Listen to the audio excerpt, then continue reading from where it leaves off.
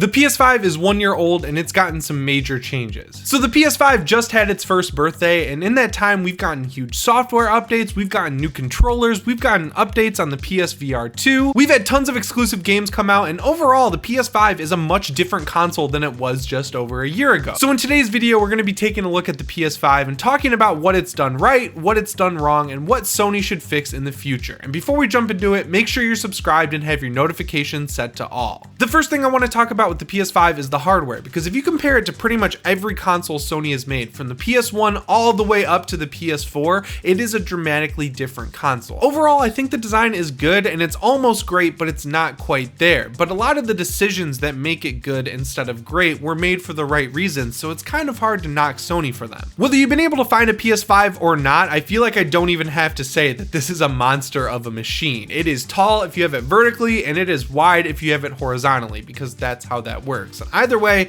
you're gonna have to use the included stand that comes with it. Now that stand can be pretty finicky. If you're using the console vertically, right, it works just fine because you screw it into the bottom of the machine and it's really hard to screw that up. But if you're using the console horizontally, it just doesn't really click in right. You have to put it on and then slide the PS5 back into your TV cabinet while the stand is clipped onto it, or else it'll just fall off the stand. And if you have a tight space that you're putting your PS5 in like I do, there is no margin of error there. You got to get it perfect or you got to start all over. So I don't like that. But there is one cool thing Sony's done since the stand came out. They've actually improved the screw that comes with it. Before, you had to basically use a coin or a bottle opener or a screwdriver to get it out if you wanted to put your PS5 horizontal, but now there's rubber around the top of it, so you can just use your thumb and your first finger, which is pretty cool. And going back to the fact that you can use the console vertically or horizontally, there are some weird quirks there. First of all, that the thing is just very tall. If you use it vertically, it's gonna look like it's about half the height of your TV, pretty much no matter what size TV you have, and it's gonna be kind of hard to find a TV cabinet that this thing actually fits into. Now I have a pretty wide TV cabinet that I got from IKEA. It fits in just perfectly at a horizontal angle, which is great, but I can't really look at the device and there's nowhere else I can put it. And I've had some issues with it overheating when I close the little gate on my TV cabinet, and I've seen a ton of other people too who kind of like tuck their PS5 away and then have issues with it heating up. And then if you have the disc version of the PS5 and you're using it at a horizontal angle, the disc drive is kind of upside down. Like, it makes sense if you have it sideways, right? You want the art on the disc facing up, but then if you have the console vertically, it feels weird having the art facing left versus right. Like, I don't know why. It's just like a mind thing, and I have not gotten used to that since the console came out, but that just might be a me thing. Now, I've seen a lot of people talking about how the size of the console might come down to the fact that there's those fins on the side thanks to the side plates, but they really don't stand that tall off the side of the PS5. Like, if you have it vertically, it doesn't make the thing that much taller, and really they look kind of cool, so I wouldn't want to get rid of those in the future. Like, if you got rid of them and you just had the middle portion of the PS5, it would not be that much smaller, maybe an inch or two, but that's about it. So that's not necessarily the problem in my opinion, and aesthetically I think they look really cool. Now unfortunately, Sony hasn't come out with official versions of different colors of these side plates, which is weird because they're actually pretty easy to get off. And I was lucky enough to get the D-brand dark plates when they came out that are just basically reskins of the Sony version. They don't have the PS logo on them, but D-brand kind of got around that by coming up with their own versions of the PlayStation symbols for that inside like texture that the plates have. I think they're great. They make the thing look a lot better. Unfortunately, Sony sued them, and the 2.0 version of their dark plates is just not aesthetically pleasing. They're kind of flush with the edges of the actual console itself, and to me personally, it just looks a whole lot uglier, to the point where even though they're white and I don't really prefer that, I would just go with the stock plates on the side versus those new ones that D-brand is offering up. But if you ever want to check eBay or Etsy or any other site like that, you can actually find a bunch of different colors still that are like regular plates that go on the side and look just like the stock ones, so you have options there, which is pretty cool. They're a little bit pricey at around $50 or $60, but at the end of the day, you at least have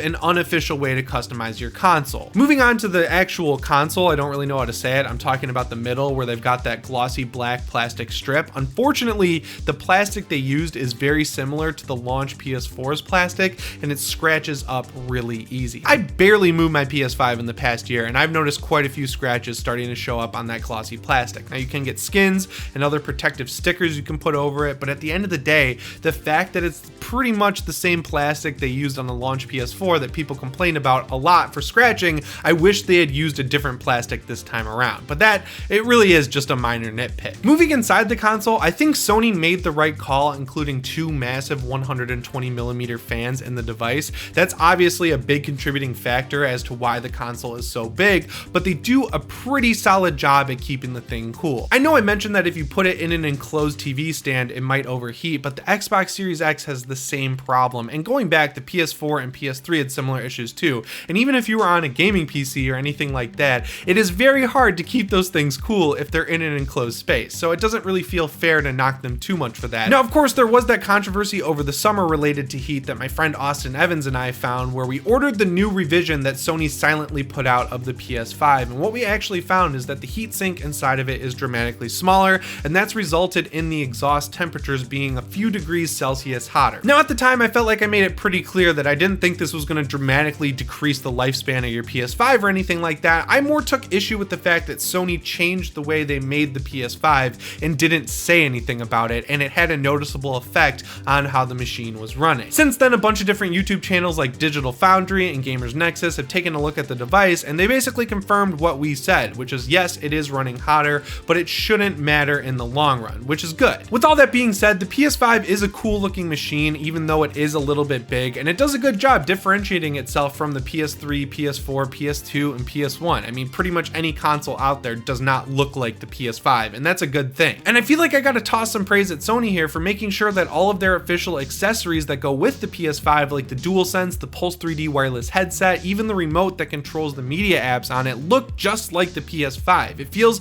much more premium that way, almost like what Apple does with their devices. I think that's cool. Speaking of the DualSense, we gotta talk about how they really kind of knocked it out of the park with this controller. It's a dramatically different design from the DualShock 4, which a lot of people consider to be the perfect controller. I'm one of those people. It fits really good in my hands and it just feels great overall to play games with, but the DualSense comes with so many new features that I feel like it's worth the trade-off. Of course, you've got the better haptic feedback, the better rumble, it just feels awesome. I also have a Series X and that controller doesn't compare at all. You of course have the adaptive triggers, which is one of the coolest new additions that the console has had. I know a lot of people were just assuming that that would only be in the first few games on the PS5, but there have been a ton of games since launch that have adaptive trigger support, and it's actually pretty cool. Now, in a multiplayer first-person shooter like Call of Duty, you're probably not going to want to use the adaptive triggers because they make it harder to pull the trigger, but of course, all of these games come with the option to turn that feature off, so I don't think there's anything to complain about there. Unfortunately though, I gotta knock them for the battery life of the controller, because just like with the DualShock 4, it is terrible. Now, I know there are a bunch of things you can do to extend the battery life, like making it so the controller turns off after like 5 minutes of not using it, or you can turn down the brightness of the LED, but I just want to use it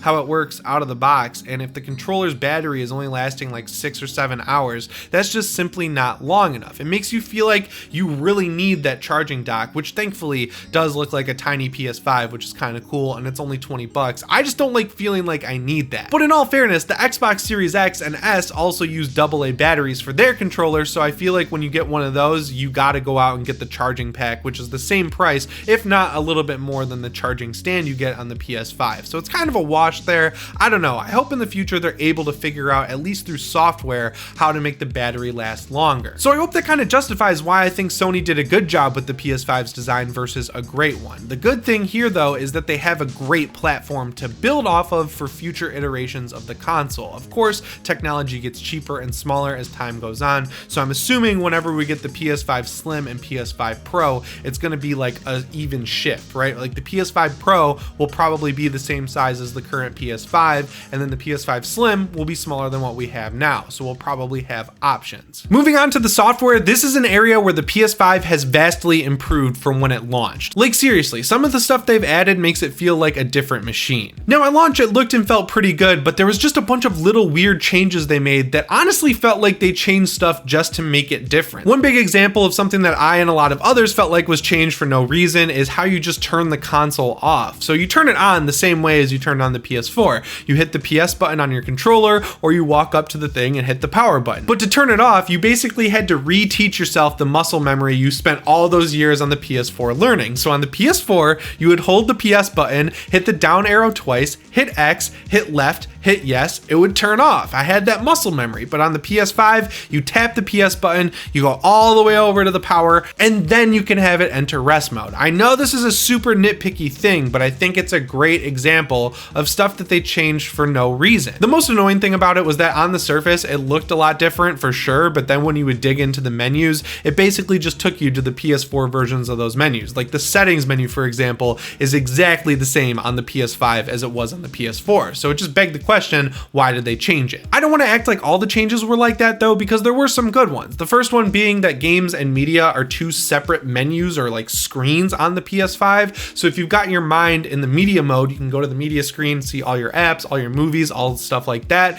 And then if you want to play games, you just go up to the top, switch over to games, and all of your games are right there. Now, like I mentioned, the DualSense battery is very short, so I went out and bought the PS5 media remote, and the PS5 has replaced the Roku that was connected to my TV as my main streaming media device. Of course, there's weird things like HBO Max not being able to stream in 4K on the PS5, but I feel like that's a them problem and not a Sony problem. I just hope it gets fixed soon. The best thing about the PS5 software though is how much work Sony has done since the beginning to make major changes that are changes people have been asking for. We've gotten two huge software updates for the PS5, one in April and one a little bit later in the year. They were both pretty big and both added features again that people really wanted. There have been so many changes that it would take forever to go through all of them. So some of the big ones were that they let you move your PS5 games to an external USB 3.0 drive. If you weren't playing them, you could just store them there, and then when you wanted to play them again, you can move them back. They redesigned the trophy menu so that you could see trophies vertically like you could on the PS4, because that was a weird omission to have. They redesigned the library page so that you could see the games that are installed on your PS5 just by default. They changed how you can sort the games. That was a really good update that they made. They improved the 3D audio so that you could use it with TV speakers, and you can also change the EQ of the Pulse 3D wireless headset, which basically took it from a mid-tier headset to a must-own because you can make it sound really good. And then the biggest update of all is when they added the ability to install an SSD into the PS5 and more than double its onboard storage. That was a great change,